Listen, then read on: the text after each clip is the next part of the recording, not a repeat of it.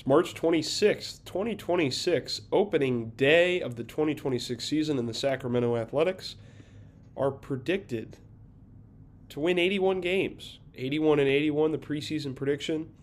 A better pitching staff than offense. Mason Miller up there as one of the top projected pitchers next season. Nobody on the offensive side, obviously. A couple Rangers up there, but they are projected to be worse than us. If we look through the rest, the Reds, supposed to be the best team in the National League, tied with the Braves. And the Yankees, the best team overall at 101 expected wins, with largely a similar team to what it is today, and arguably a bit worse. Maybe this bullpen is better. I don't know. This doesn't look like a 100-win team to me. Volpe, though, is, great, and Judge, Pasquantino. I'll have to see it to believe it. But how did we get here? Projected 81 wins after a 74-88 season with a Pythagorean expectation of 75-87. We were above 500 up until the trade deadline, and then just completely bottomed out. So this team has capability to surprise this year, I would say. Who are the new additions? We'll start on the pitching staff side. Brennan Bernardino, who comes over from the San Francisco Giants, traded there at the deadline. He has been with Boston. He would be there in real life right now. Has played for Seattle as well. He was traded for Maui Ahuna, former Chicago White Sox franchise legend, who is a worse player than he was in that simulation. The Red Sox got him from the Giants.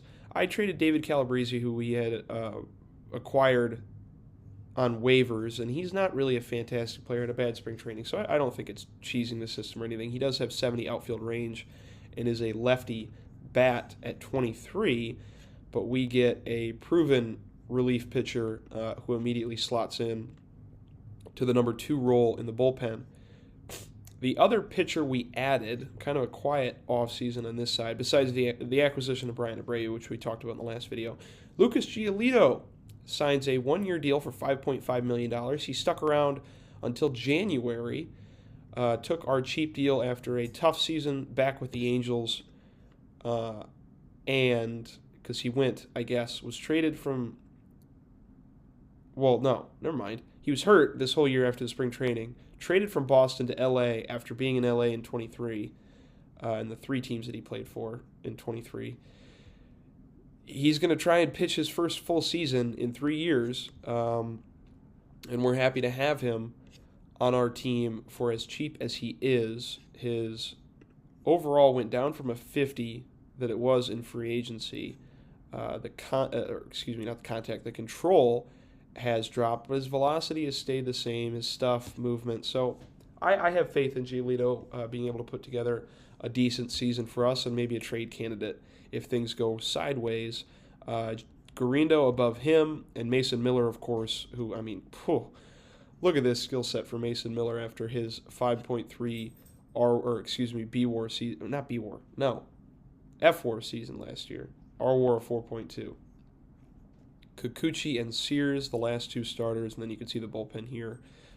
Sean Newcomb, the specialist, after being our best bullpen arm the past 2 seasons, had a different kind of long relief role last year and didn't play as many games. I guess he's more of a specialist last year. And then on the lineup side, I know that I said that I was going to add an outfielder, but I didn't actually end up doing it because the deals out there weren't great. I did trade for Mark Payton, if I looked up Ayton. But Mark Payton is in AAA for us after mashing it in Charlotte AAA the past 2 seasons for the White Sox. We gave up Will Brennan, who we also claimed on waivers. He starts on opening day with the White Sox. And Kyle McCann, a depth catcher who's nothing really. Get Mark Payton. He can be called up in a pinch if somebody like Brock Jones doesn't succeed. We have a very young outfield, 25, 25, 22, and 24, although Clark and Butler both have full seasons of MLB experience. Bolte has about a half season. But Brock Jones has yet to debut in the major leagues, and he will with us. this season. This is opening day, but for some reason the Korea schedule is still in here, so opening day is really April 3rd. But I believe that the Rockies and the Padres are scheduled to play in a kind of Korea series.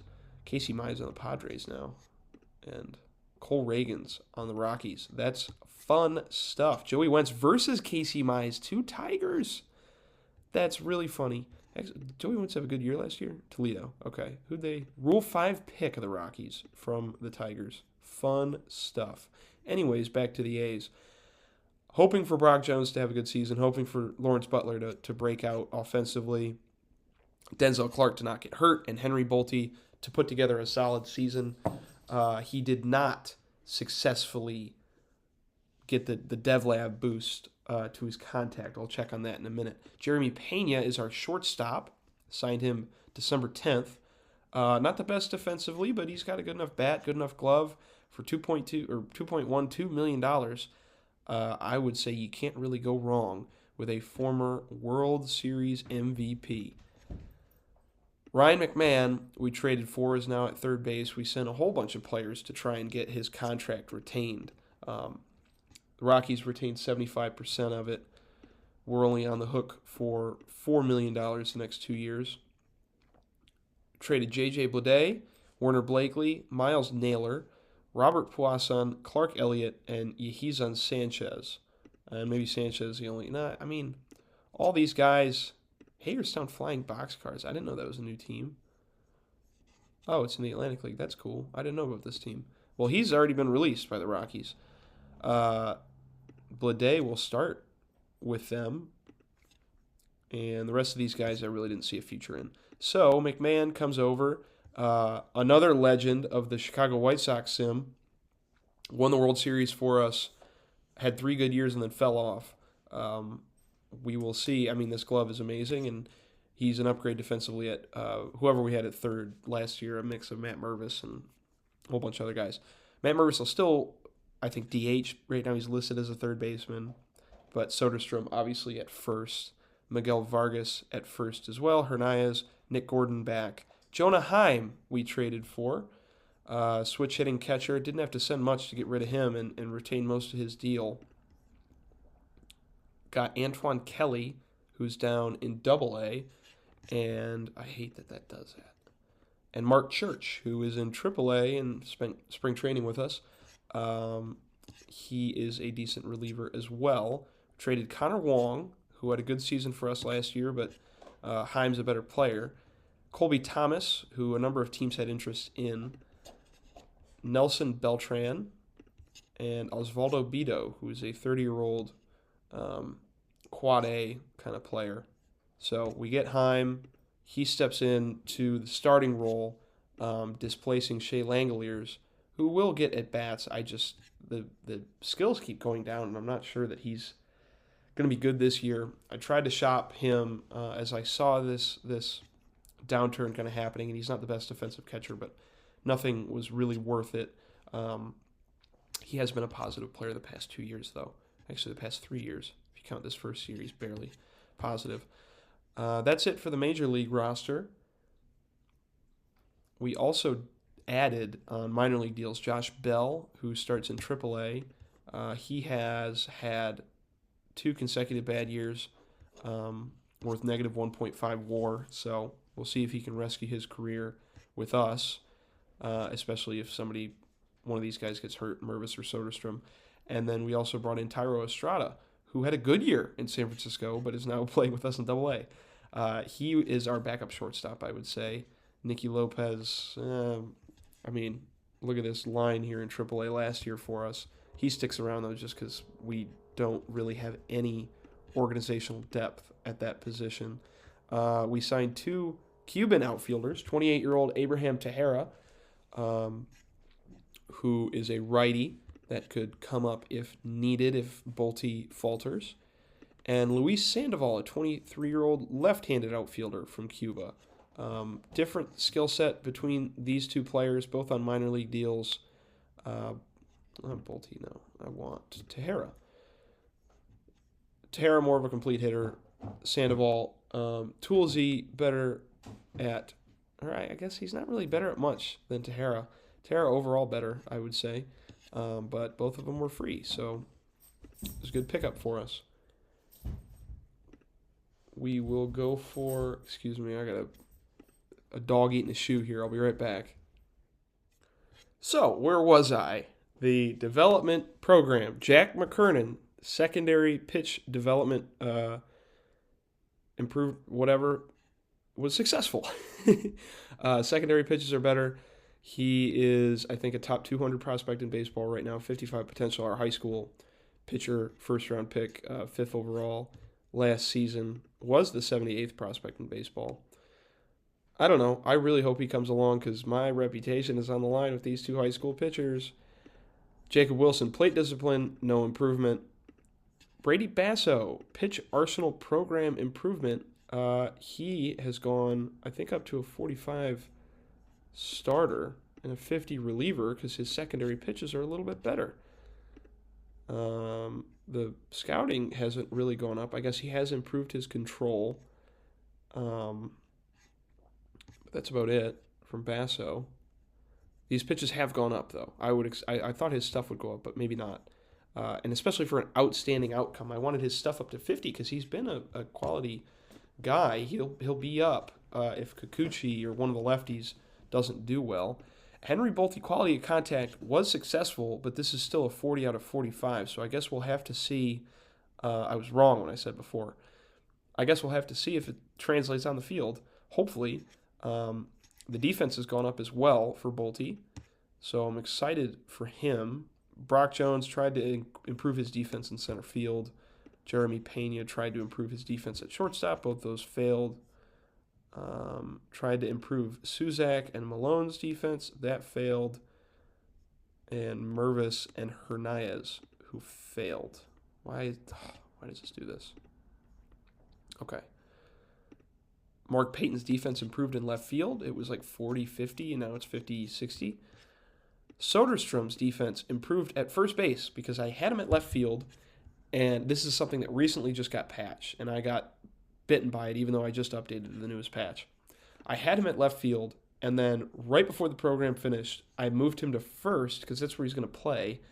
Or I guess the lineup automatic switch moved him to first. So the defensive improvements have been seen at first base, which is fine. He might end up being like a Gold Glove caliber first baseman, but I wanted him to have some flexibility to be able to be played in the outfield. And if this range got up to a 50, that's like a playable outfielder. But that wasn't how it worked, even though it was successful. So that was our dev lab increases for these guys, hoping that Bolte sticks and hoping that McKernan develops. Brady Basso, that was a big one too. And we'll look in the system. I referenced that our top 100 has changed. McKernan, the 108th prospect in baseball now. I think another bug in this game, I mean, this is my fault for starting early, but I wanted to get this going, have this series out sooner than most other people because my channel is pretty small. No, this isn't what I wanted. I wanted the minor league system rankings. You can see all these guys are like 18-year-old, 16, 17 guys from the international leagues or the international signing period. Like Ethan Holiday would probably be the first prospect in baseball. Whatever. I think this is all affecting who the top prospects in baseball are because it's very rare you have 16-year-olds like Jorge Cardenas could have this skill set at 16, but you wouldn't know it, and you wouldn't be able to rank him as the 10th best prospect in baseball or whatever he is now. Like J.J. Weatherholt, former first overall pick. Actually, I don't see this being like I don't know. Anyways, that bugs me, and it means that our player development almost solely relies on us signing 17-year-olds. Ernesto Garces is pretty good. Third base prospect, 70 power, 80 overall. He is the 34th prospect in baseball, and Juan Pacheco. I've signed these guys for fairly cheap. Does it not track what I signed him for? I guess not, but Pacheco also an 80 overall catcher. I don't really think they're going to reach that. Jesus Rivera in the top 100, as well as Nelson Serpa. And then for the rest of our system, we got Lazaro Almaguer for Pedro Pineda and $500,000 in international bonus slot money. Pineda, a 40 overall outfielder. 40 potential outfielder. I don't see it happening for him, although it could. I don't know if I put him on the former prospect shortlist. He's also fragile. Anybody else like in AA? This guy's not doing much. James Gonzalez? No. So really it's guys in AAA and guys in rookie ball and the complex are our only top prospects right now. And I don't really like how that is structured in this game. Hopefully the newest patch updated that. I'm playing this on MLB opening day, the 28th of March. This I think will release like April 6th or something. Playing these a few days ahead. So that's the system. Quick look at our salaries. Here's what we got going on. Looked at the preseason predictions already, so we'll just take a look around the league at some of the moves made in the offseason. Still available. Jason Hayward still kicking at 36. Kershaw at 38. Jesse Chavez at 42 years old, still in the league. Garrett Richards. Chris Sale's only 36. I think he's like 40 already. Danny Santana, Justin Turner, 41. Yeah, so kind of just old guys available right now. In terms of signings, Kyle Schwarber goes for a very cheap contract. He actually played 25 with the Phillies, and he's been like hitting for power this whole time. He's up to 323 career home runs, but he's not a valuable player because he can't play defense. And they're continually playing him in the outfield when he has to be a full-time designated hitter. And then we look at Woodruff getting a $4 million contract. That's actually a good deal. I didn't see that he was available this late into the game. I guess he just hadn't signed and whatever. He's fragile. Jock Peterson, Brandon Belt, Carlo Estevez, $18 million a year to go to the Astros after he didn't even have a good season last year. An ERA around 5, and he only pitched like 55 innings. I don't get that. Let's go down to the bottom. That's usually where the big ones are signed. 7-year deal for Chris Paddock. I thought this was stunning. But in this game, he has turned it around and is a quality pitcher for the first time since 2021, even after all his injuries in San Diego. Dylan Tate. Freddie Peralta, 7 years to KC for $80 million. Had a 5 ERA for Milwaukee in his final season there. Phil Maton, Buck Farmer getting a deal. Greg Soto as well. Who's interesting? Another 4-year deal for Eduardo Rodriguez. Zach Eflin, a 6-year deal with Houston, wrapping up that nice deal he had with Tampa. Shinshin Real, who signs an 8-year or 6-year deal with the Cubs, was one of the international free agents, and that's I think a fairly expensive deal for a Taiwanese pitcher. But he is good. Edwin Diaz to the Yankees, $24.6 million for a closer. This was a lot of big money, or I guess like a whole bunch of players getting a good chunk of money, but nobody's signing for a ridiculous amount. Keller, Quintana, Emezcua, who is one of the Mexican relievers. Lamont Wade, 3-year deal, $38 million to the Cubbies as well. They went nuts. We'll have to look at the overall thing. Giolito. Is that it for the long-term stuff? JT. I never know. Is it Chargois or Chargois? Signs for $12 million for a year. And then the Estevez deal. So let's look at some of the trades that were made. The team that improved the most was not the Cubs. Actually, they were towards the bottom, replacing a lot of guys. Marlins the worst. We're up here at 8. Not losing a lot, but not gaining a lot. Free agent signings. Cease to the Braves. I think I missed this one. 6-year deal, similar to the Taiwanese pitcher. They lose Quintana, lose Sale, Wood. The Orioles claim Jared Triolo off waivers and lose Cece, Yastrzemski, Mountcastle, Estevez, and Canely. Not a great offseason for the O's, who end up at the bottom here. Red Sox get Logan Gilbert, Chris Paddock, Swanson, Meyer. They lose Devers in a trade with Seattle for Logan Gilbert. And they also got a prospect. Is he good? No. Honeyman? No.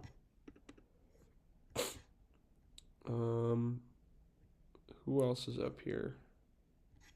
Trevino. White Sox put together a nice little offseason, I'd say. They do lose Trevino. Okay, so the Cubs, they added more than these guys, but I guess they were negative WAR players, or like the Taiwanese pitcher hasn't played. So I guess, yeah, they did lose a lot with Tyone, Happ, Evaldi, Junis. The Reds get Sandy Alcantara and Jameson Tyone and Bryce Wilson, losing Chris Bassett. They had to basically replace the entire rotation.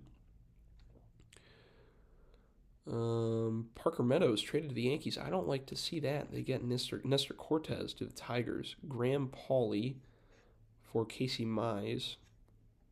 And they get Jock Peterson. Parker Meadows. Oh, man. How do you trade him for Nestor frickin' Cortez? No, Tigers. This is a future piece. Ugh. Astros retooling, losing Pena, though. Abreu to us. This is a fun offseason. Dodgers immediately lose Kyle Tucker to free agency. Forgot to mention that, too. Signs with Toronto. Lose Chris Taylor, Canna, Kershaw. Not really adding a bunch either. Marlins, so they lose Alcantara, Jazz Chisholm, Jake Thompson. Whole bunch of players lost by the Marlins. Brewers as well. Senga traded to the Cardinals. McNeil traded to the Twins. They lose Edwin Diaz to the Mets. Brett Beatty to the Dodgers. Not a great offseason if you're the Mets after a 77-win season. And the Yankees win 88 games and they lose WAR in the offseason. I don't understand how they're projected to win 101 games. Varsho to the Phillies. That's fun. Who'd they trade for him? Ooh, nice starting pitching prospect. Who else? Brevia. Lose Varsho, but get Tucker. Lose Michael King, but get Keller. Rangers not losing a lot, shuffling a lot of players in and out, but kind of on the periphery. Rays offseason. Mariners lose a bit, but they do get Devers. Cardinals, that's a nice offseason, and they are the most improved team in baseball. Chisholm, Happ, Senga, and Garrett Crochet losing Michaelis Woodruff and some relievers. I like that offseason a lot, and that's about it. Herman Marquez lost in free agency to the Brewers from the Pirates. I didn't even know he was on the Pirates in this already. And then us, adding Pena, Heim, Giolito, McMahon, Abreu, losing Blackburn, who's still a free agent, losing Ray, who's still a free agent. I offer these guys minor league deals, so they might just come back. Losing Wong and Ref Snyder as well, who I've offered, and then Moncada to the Yankees. I don't think we lost much in the offseason. We're supposed to win 81 games. I am going to watch the Detroit Tigers real-life opening day, and I thank you for watching. We'll be back with the Sacramento Athletics rebuild in a few days, partway through the season, a season in which the A's are expected to be a competent team. So we'll just have to see about that. Thanks for watching. Bye.